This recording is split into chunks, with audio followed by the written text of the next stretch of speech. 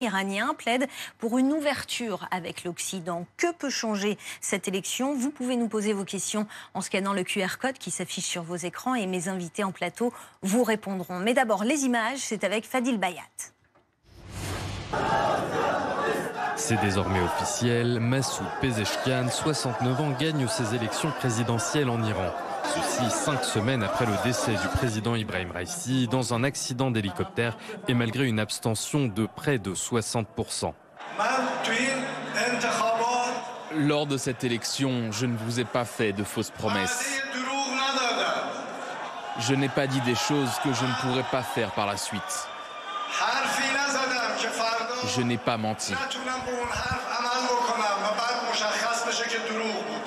Lors du débat d'entre-deux tours, celui qu'on surnomme le docteur n'avait pas hésité à attaquer les positions de son opposant, ultra-conservateur, en prenant notamment une ouverture sur le monde occidental.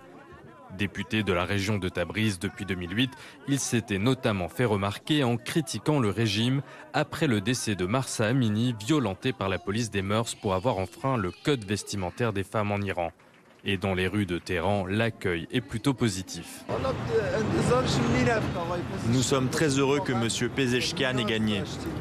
Je m'attendais à ce qu'il devienne président, car nous avions vraiment besoin d'un président lettré pour résoudre les problèmes économiques de la population.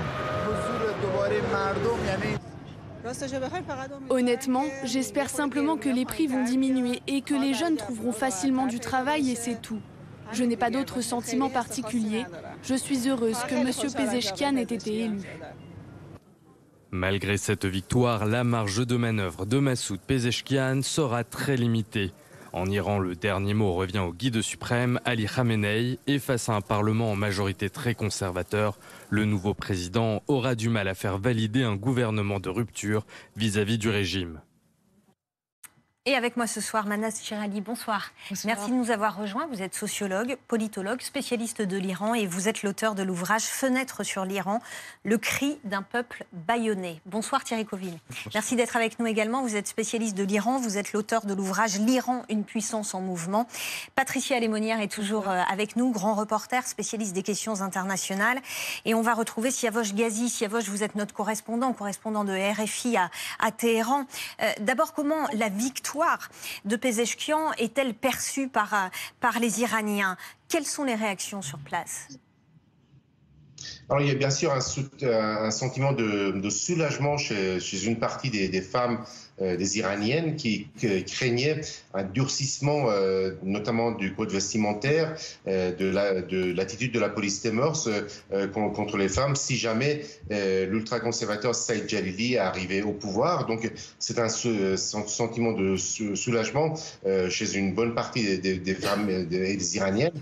En revanche, sur le plan économique, le sentiment est beaucoup plus réservé puisque beaucoup estiment que Massoud Pezeshkian aura du mal à mettre fin aux sanctions américaines et européennes qui frappent l'Iran depuis plusieurs années maintenant et qui étranglent l'économie iranienne. Je discutais avec des jeunes aujourd'hui même qui disaient que de toute façon, que ce soit l'un ou l'autre qui aurait gagné l'élection, cela n'aurait pas changé grand-chose. Parce que l'un d'eux disait, et je le cite, de toute façon ma vie est foutue et donc j'ai pas d'espoir d'un changement rapide. Il est vrai que la perspective de la présidentielle aux États-Unis et la perspective de l'arrivée au pouvoir de Donald Trump fait craindre un durcissement encore supplémentaire des sanctions contre l'Iran et des pressions contre l'Iran et visiblement, et Massoud Pezeshkian n'a pas les moyens d'empêcher de nouvelles sanctions si jamais Donald Trump arrive au pouvoir. Et en particulier, à cause du programme nucléaire de Téhéran, l'Iran, selon les pays occidentaux, a accéléré de manière significative son programme nucléaire. Et de toute façon, les pays occidentaux sont déterminés à imposer de nouvelles sanctions, notamment faire revenir les sanctions onusiennes contre l'Iran. Et dans ce cas-là, Massoud Pezeshkian aura du mal à améliorer la situation économique. Et c'est ce qui attend beaucoup d'Iraniens dans les prochains mois. Merci beaucoup Siavosh Ghazi. On va s'intéresser d'abord au profil de cet homme, Thierry Coville. Qui est-il et quel est son parcours?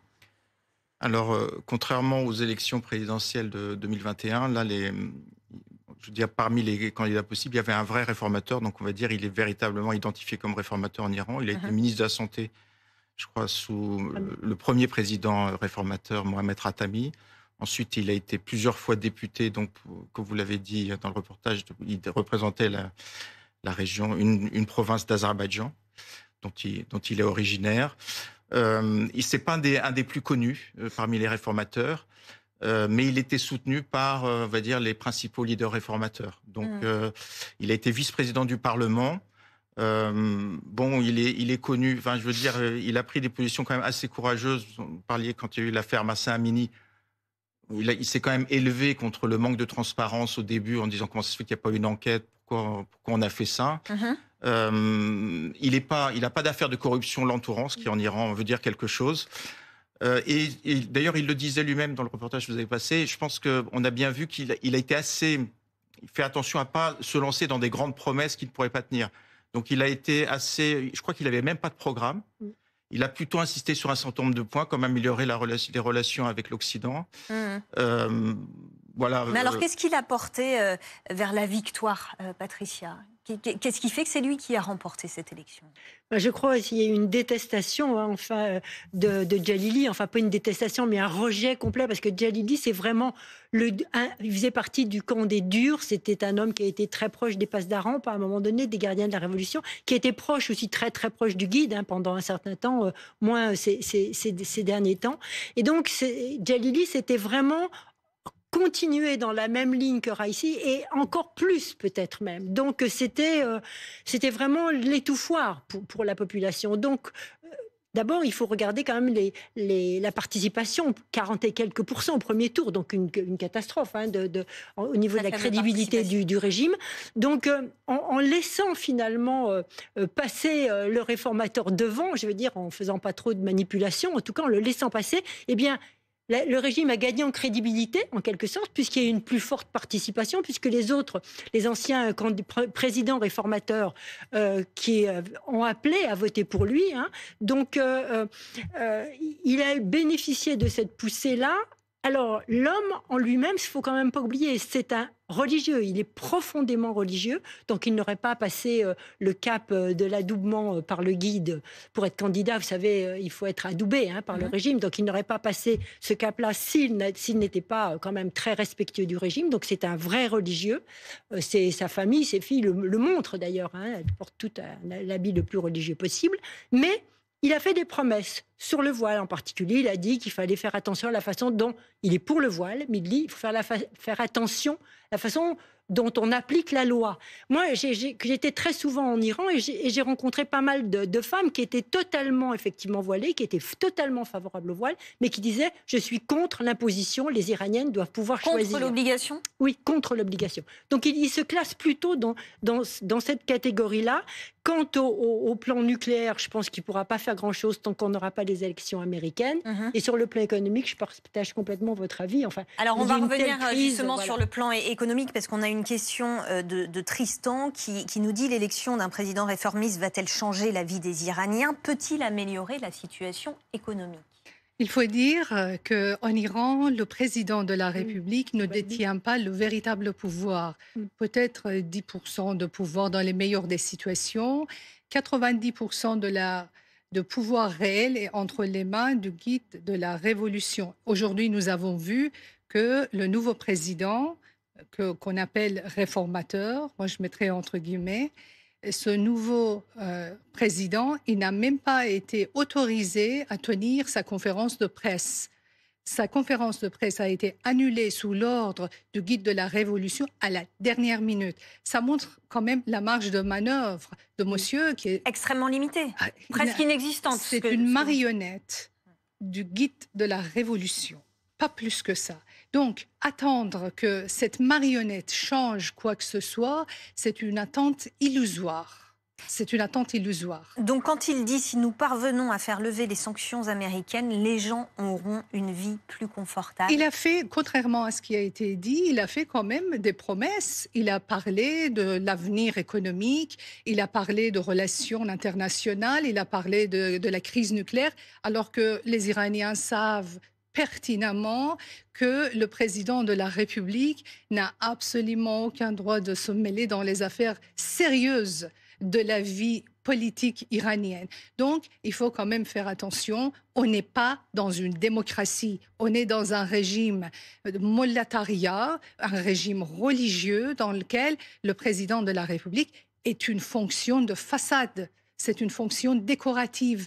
Il est là, à titre cosmétique, pour donner le change à la communauté internationale, pour dire, regardez, on a un réformateur. Mais vous me permettez juste de citer 3 choses concernant ce monsieur qu'on appelle réformateur.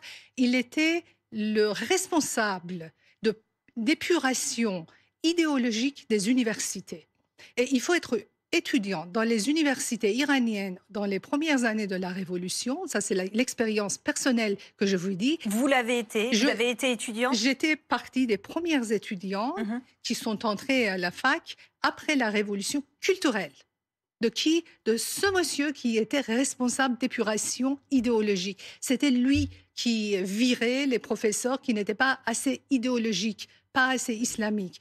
À la même époque, il est devenu chef de la faculté de la médecine.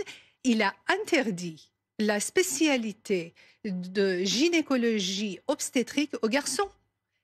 Les femmes doivent être soignées par les femmes, les hommes doivent être soignés par les hommes. Alors, appeler un tel personnage de modérateur, c'est vraiment trop gentil. Tout simplement pour dire que la société iranienne, la politique iranienne ne peut pas être compris selon la logique démocratique. Il n'y a pas de modéré en Iran. C'est un régime radical, c'est un régime autoritaire. Et dans ce régime, parler de modéré, c'est vraiment une mauvaise plaisanterie. Thierry Coville, je voulais vous faire réagir sur ce que dit Madame Shirali, qui dit finalement cet homme est une marionnette. Ce nouveau président iranien est une marionnette. Est-ce que vous partagez ce constat? Est-ce que vous dites la même chose? Non. Non. Il est vrai que, si on essaye d'être le plus objectif possible, il est vrai que selon la constitution iranienne, ça effectivement, Madame Shirali a raison, le guide décide des grandes orientations du régime, il nomme le ministre de la Justice, donc que le guide ait le dernier mot pour des grandes questions comme les questions internationales, ça c'est vrai. D'un autre côté, je pense que c'est un peu caricaturé de dire que le président n'est qu'une marionnette. Il suffit de se rappeler quand il y a eu un autre président, alors là plutôt conservateur, qui s'appelait Mahmoud Ahmadinejad. On a vu qu'il y avait d'énormes tensions avec le guide, qui était même explicite.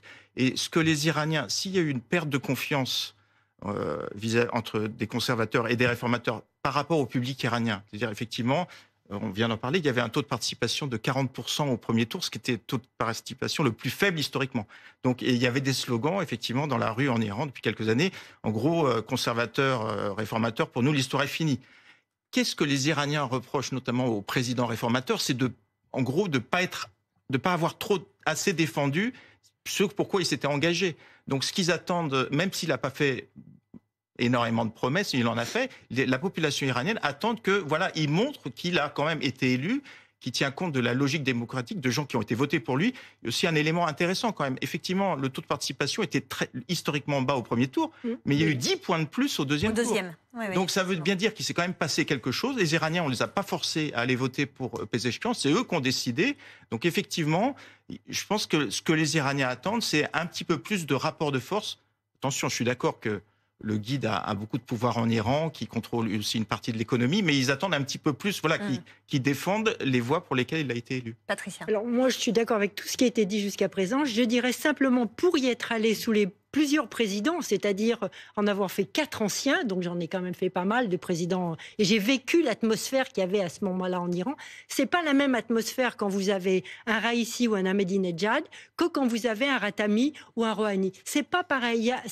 Alors c'est complètement diffus. Ça va pas faire plus de liberté, ça va pas. Mais c'est à la marge. Il y a quelque chose qui se passe. Il y a les femmes qui sont quand même un peu moins pourchassées. Et franchement, d'être pourchassées, c'est vraiment pas une partie facile.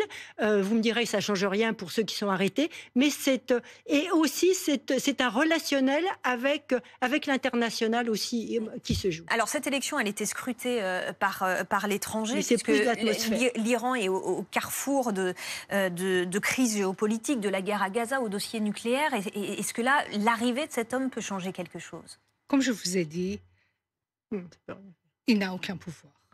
Et la personne qui décide de la politique étrangère iranienne, c'est le guide de la révolution. Donc, l'arrivée ou pas de ce président, soi-disant réformateur, ne change absolument rien.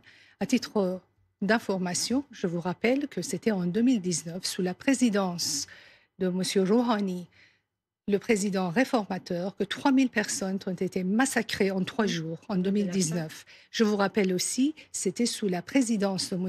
Khatami, en 1998, que les étudiants de dortoir de l'université de Téhéran ont été massacrés en Iran. Si je vous dis, le président n'a pas de pouvoir, ce n'est pas par absence de connaissance, c'est parce que je ne suis pas aussi naïve que mon collègue. C'est tout simplement, ce n'est pas caricatural, c'est en connaissance de cause que je vous dis, le président en Iran n'a pas de pouvoir. Si vous trouvez ça caricatural, ce sont les faits réels. Ce sont les faits réels. Ce qui est caricatural, c'est la naïveté qu'on essaye d'appliquer en Iran, la logique démocratique et de juger la situation iranienne avec les lunettes des démocrates. Ça, c'est caricatural. Je suis désolée. Thierry Coville ? Oui, enfin, moi, comment dire, c'est pas une question de prendre parti ou pas, mais effectivement, il y a eu quand même des taux de participation très élevés quand il y a eu des présidents réformateurs. Donc, je pense qu'il faut laisser la société iranienne décider. Là, elle a décidé de choisir un camp réformateur. Je veux dire, ils ont fait ce choix. Moi, j'entendais le choix. Alors, effectivement, ils veulent pas peut-être du pire, ils veulent éviter le pire, mais je pense que c'est la société d'abord iranienne qui décide, c'est pas ceux qui sont à l'étranger. Et donc, je pense qu'on a une société très mature, très éduquée, avec un niveau très élevé d'éducation, sans doute équivalent à ce qu'on a en Europe. Donc, je pense que c'est d'abord aux Iraniens de décider. Merci beaucoup. Merci Thierry Coville. Merci Patricia. Madame Chirali, merci.